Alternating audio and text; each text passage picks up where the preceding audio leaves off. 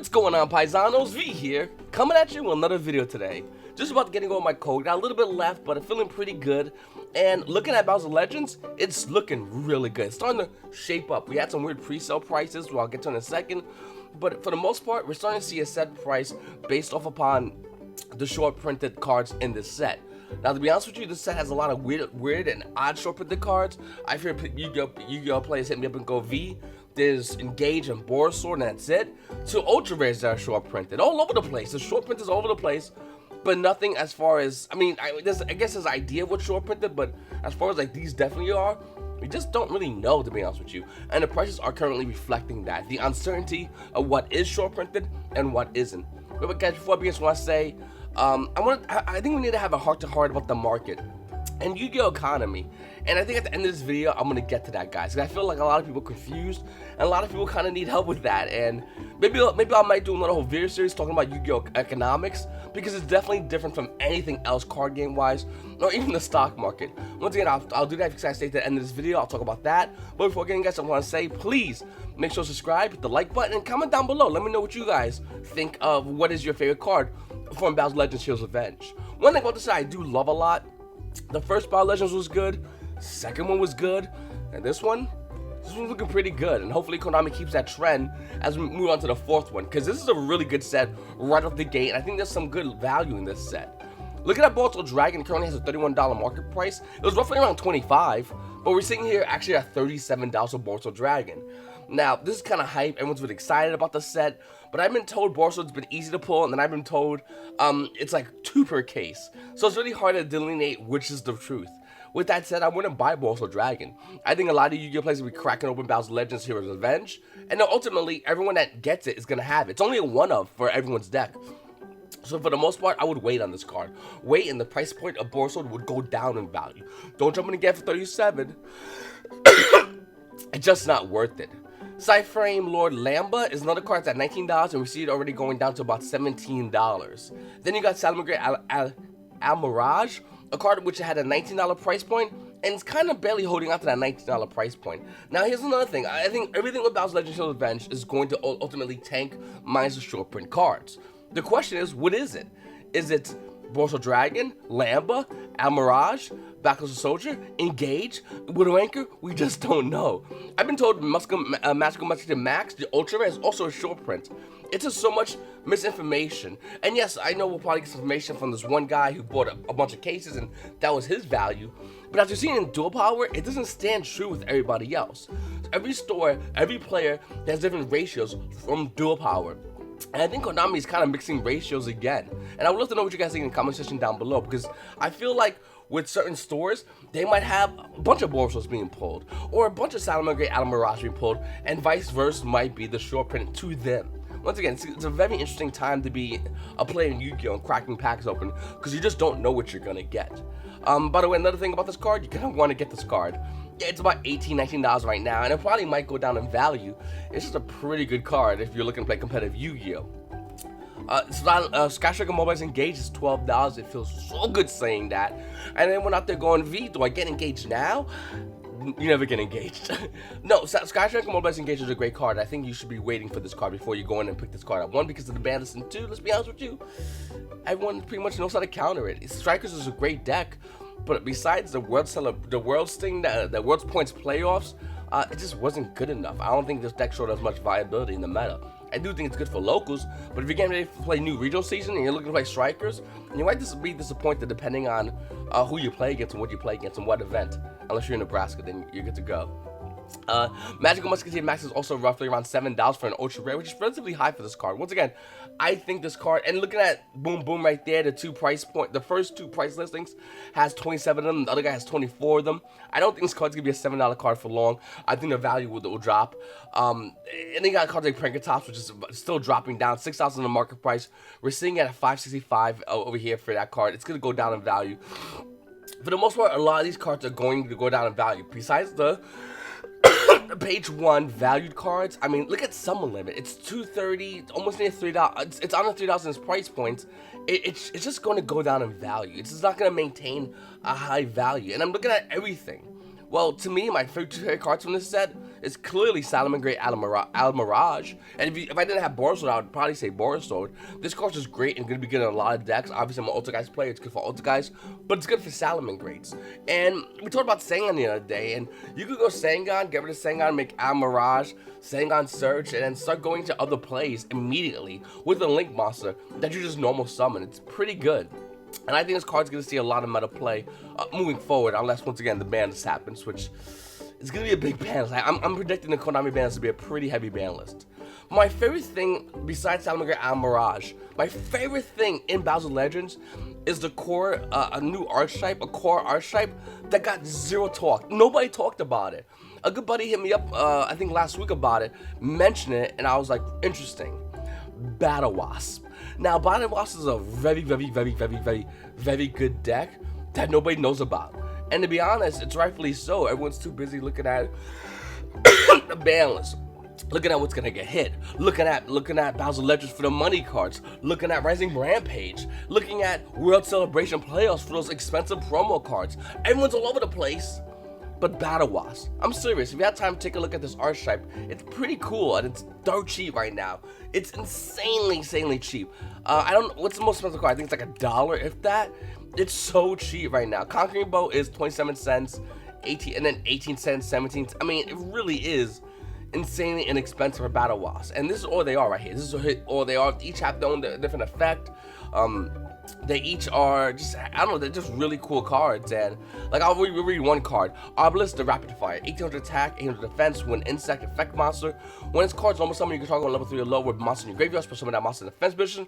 If this card in its own possession is destroyed by opponent's card, you can special summon battle monster from your hand or deck. Things like that, how is this not amazing?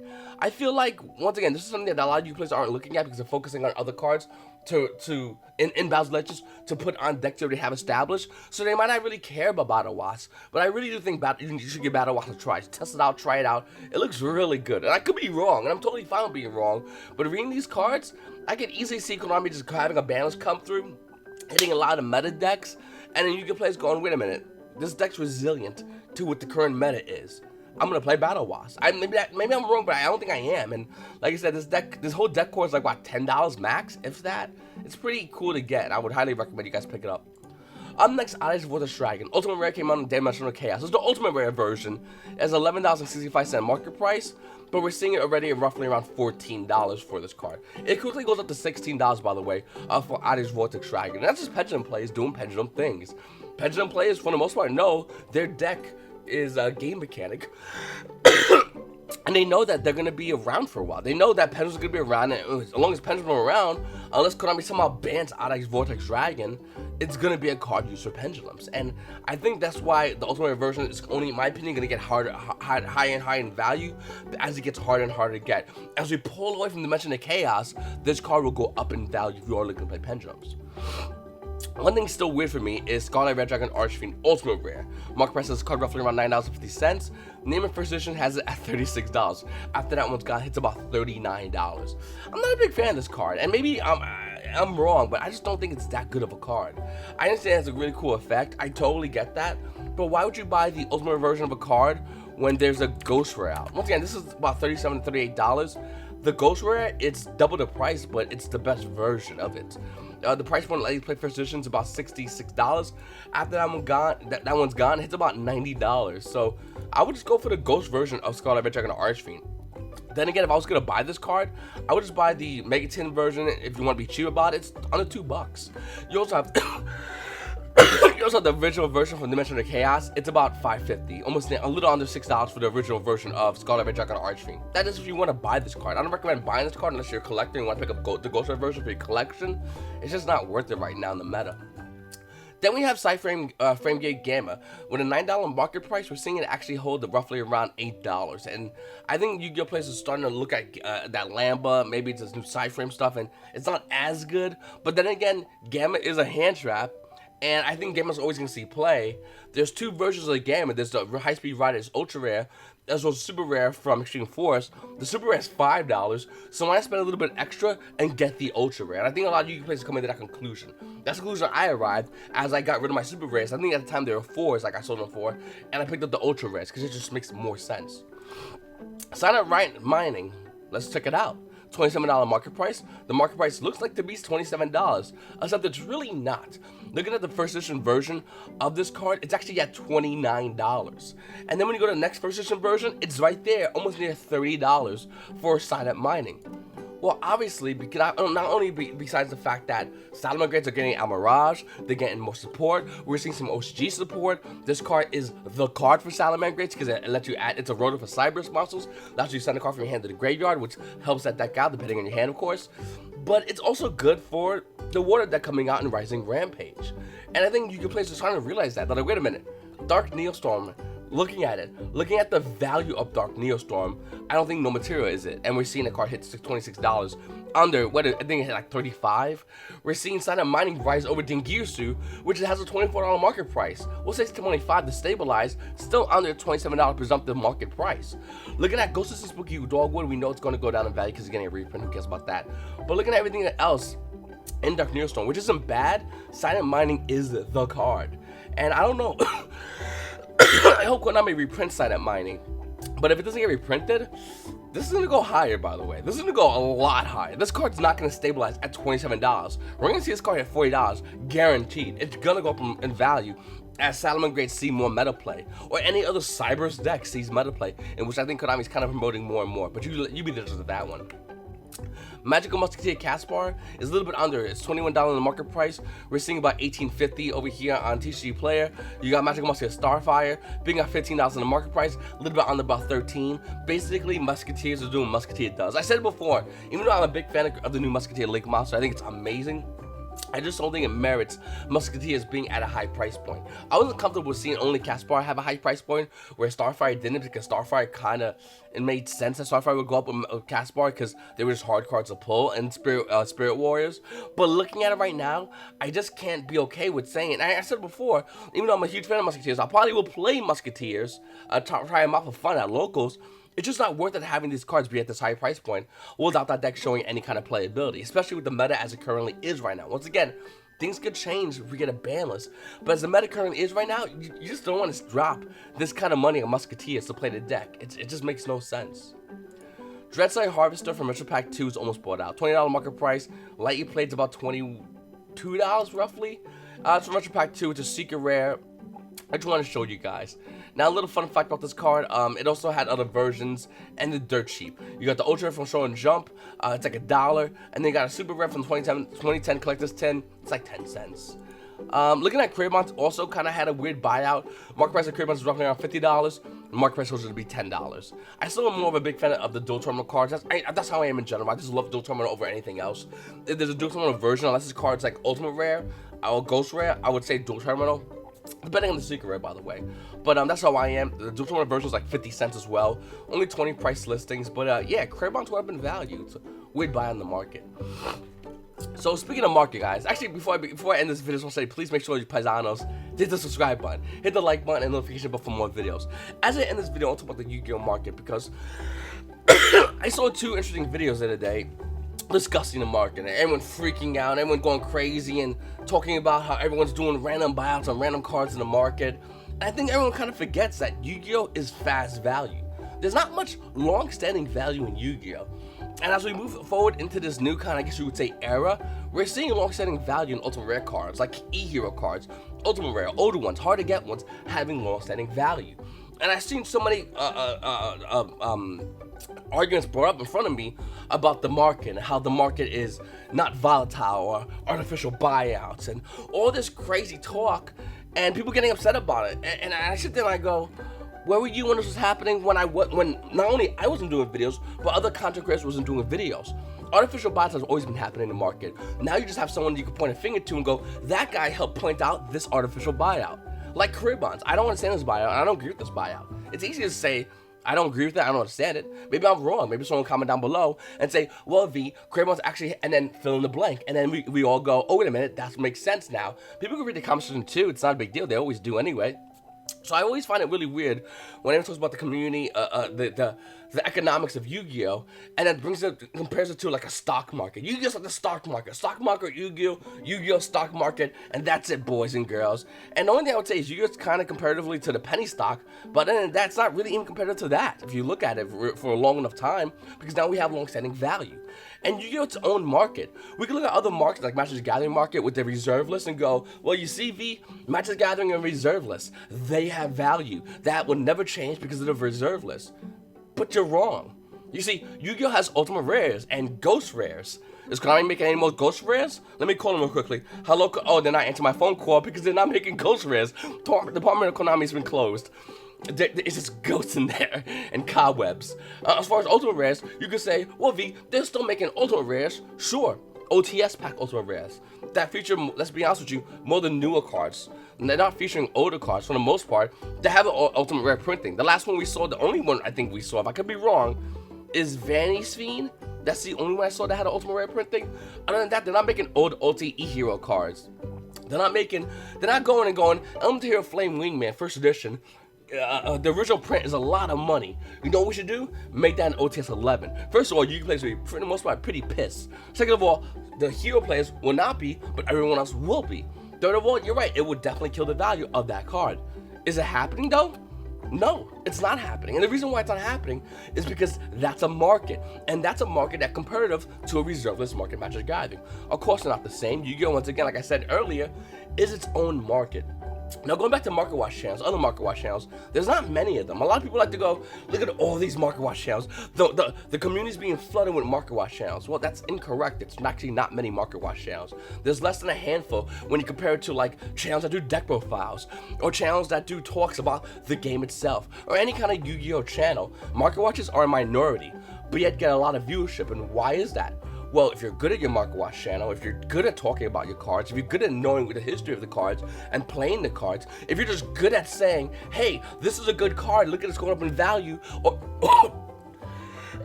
or hey, this card's dirt cheap right now, but I feel it's going in value based on X and Y, people will watch your channel, and that's why channels like myself have grown. And I think a lot of people kind of forget that. A lot of people don't understand that people come up to me constantly and say, V, I made money with you.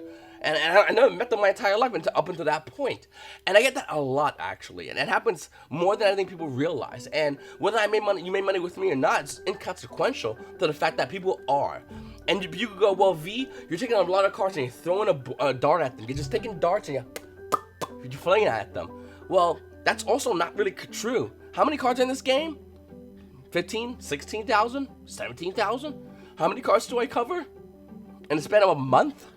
It's not a lot compared to the whole sum over here. And the reason why is because there's some cards that are just not worth talking about. There's some cards that might not merit value. There's some cards I could go, hey, you should sell or buy, but let's be honest with you, the card's worthless anyway, so who cares? There's some cards I actually think that is worth your time, and that's why I do these videos. And there's people that watch these videos because they get information from these videos that they most likely wouldn't get anywhere else. I'm not patting myself on the back. I don't need to. I have too many hands already doing it for me. I'm good at what I do, and I love doing what I do. I love doing these kind of videos. I love talking about speed deals as well. I have a video coming up later on for that. Don't hate me if you hate speed deals. I just enjoy doing that. And I love doing the content on this channel. I love the market watches.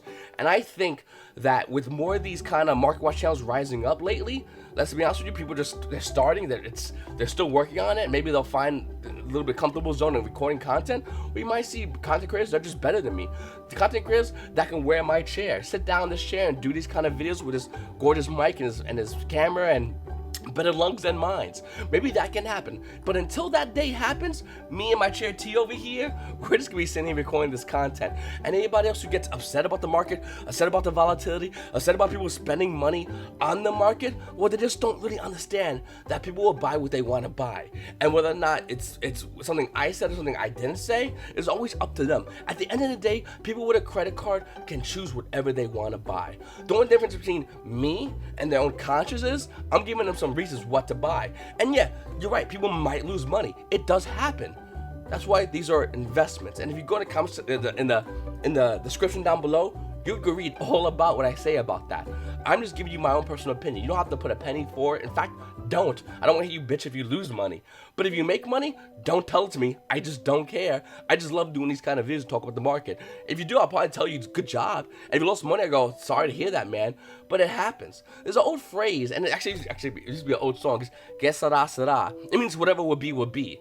And if you are making or breaking your life by buying YuGiOh cards and you're not like a card shop owner, or a backpack vendor, or a vendor itself, then you have a very weird life, and I don't know what to tell you other than keep watching my videos, because at least amongst other channels, I might be able to make you a couple of extra dollars here or there.